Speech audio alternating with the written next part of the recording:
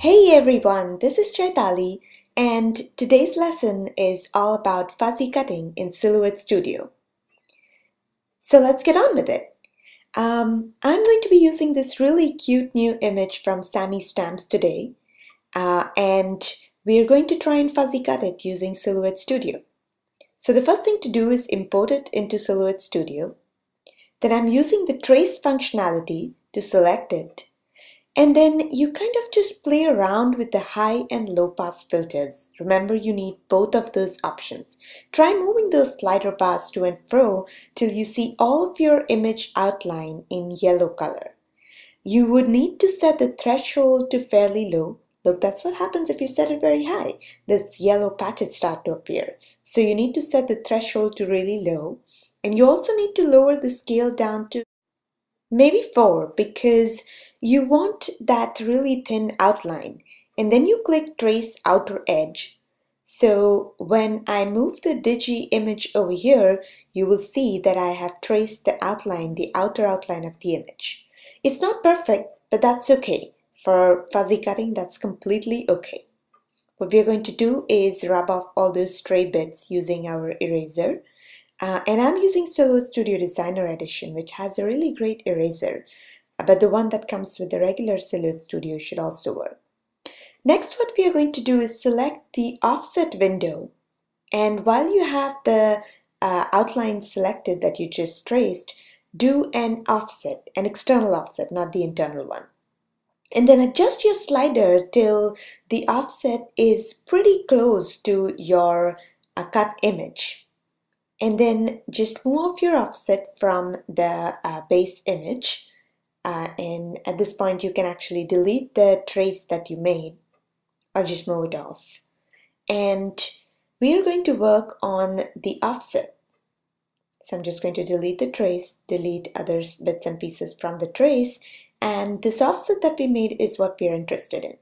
We are first going to do a release compound path on it, because we are interested in the outline and not in all these inside bits. So as you can see, I'm deleting them all one by one over here. And when I'm done, I'm going to be left with a really nice fuzzy cut outline. There you go. That's the fuzzy cut outline that we're looking at.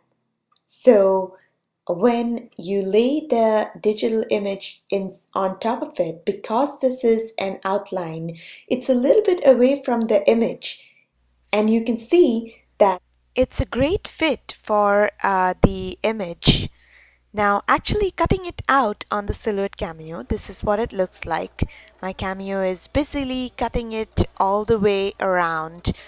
And it's a little bit noisy, but it's a great noise to know because at the end of this, I'm going to get a very nice fuzzy cut image. So that's how it cuts. It's a marvelous device and it's really fun to watch it cutting. There, it's cut the image and it's lying on my craft mat right now. So it's a very delicately cut image, so instead of trying to pry it out with my hands, I'm going to use my little spatula to pull it out slowly from the sides. And it's stuck pretty close to the mat, so be gentle with it. Putting my spatula in all around, and I have got it off the mat. It's on my craft mat right now, and you can see from the shape that it's really nicely fuzzy cut. It's not very clear in the video, but there is actually a white border around the image, just as you would keep if you would cut it out with scissors. I'm going to start coloring it with my Copics now, and I'm using a lot of bright colors, yellows and greens in the image because this little fairy is a corn fairy, so she needs to be yellow and green. And I have finished coloring my image there. I've used a little bit of shiny glitter pens from Kyoma's Creations in my project because she's a little fairy. So I'm going to prep the rest of my project ingredients now. Cutting off a little white paper to act as the background panel. I'm going to have a craft cardstock base again, and this panel will go above it. And then on top of it, I'm going to have the fairy sit popped up on foam dots. The other reason I'm cutting off this panel is because this card is also for the latest Sammy Stamps challenge, and I want to be able to use green and yellow stripes on it. You'll see in a second how I made my green and yellow stripes. Just rounding off the corners here with my corner rounder, and I have got all the 4 corners rounded now.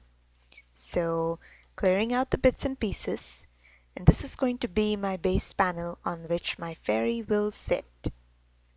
To do the coloring on this, I am going to actually use crayons. And before I actually go to the coloring, I am going to score my base cardstock. This is a craft cardstock. Again, standard dimensions 4.25 by 5.5. And I'm using my score pal here to score it in the middle, right in the middle. I use an 8.5 by 11 cardstock so that I can cut it off horizontally or vertically depending on what kind of card I'm making. So just scoring it out. Let's get rid of the score pal here. Folding it over.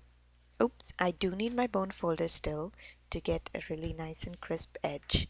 I've tried doing this before with my fingernails, and trust me, the bone folder does a much better job. So scoring it and getting it ready to take the cardstock panel, the white cardstock panel on top of it.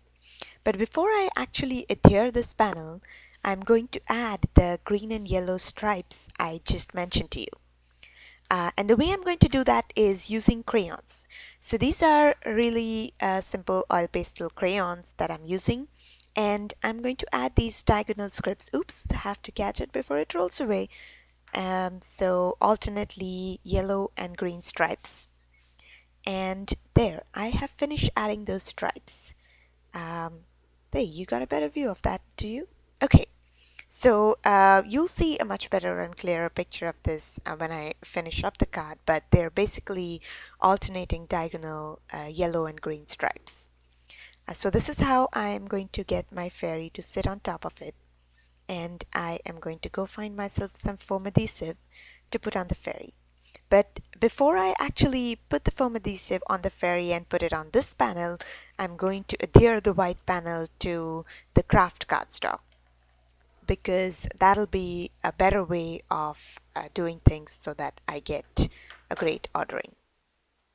So just folding over my bits from the 80G gun so that I have a crisp and clear edge. And then I'm going to put this on the craft cardstock in just a second, positioning it properly so that there's an even outline of craft around it. Pressing it down firmly so this doesn't come off. It's super important to get it pressed down firmly. And then I'm going to start putting all those little foam dots on my fairy. I like to put lots and lots of them, so saved you a little bit of trouble there. And then putting the fairy onto my card base. I liked how her wings come off one side and her foot comes off the other side. That gives a nice dimensional pop to the card. And just to complete the card, I am going to go all around the card using my Sharpie to add a little bit of false stitching around it. This is something I picked up from watching Julie Ebersole and Christina Werner, and it gives a really fun pop to the card, especially when you have a lot of white going around. A little bit of black outline just makes the card pop a lot. So adding all of that stitching around it, and that is done. Now I wanted to add a sentiment to the card. Again, I am into handwritten sentiments these days. I just think they add a nice personal touch to the card. So on this one, I'm going to add a sentiment that says summer is coming. And that doesn't end there. So I am also going to add, can you taste it? Because this is a veggie fairy and she wants to ask you if you can taste summer. By the way, I taste summer everywhere these days, in the fruits, in the air, apparently even in my cards. So I hope you are having a great summer as well. And I'm going to add a little bit of finishing touches to the sentiment by outlining it with green and gold glitter pens. That ties in with the theme of the card, the fairy colors, the background colors, so it just makes it more summery and summer-y and gives it a great feeling. So that is how I am going to complete the card. I just did the green underlining, finishing off with the gold underlining as well. And once those little details are in, that is it for my card. And this is how my final card looks like. So thanks for watching and hope you enjoyed the video. Thank you.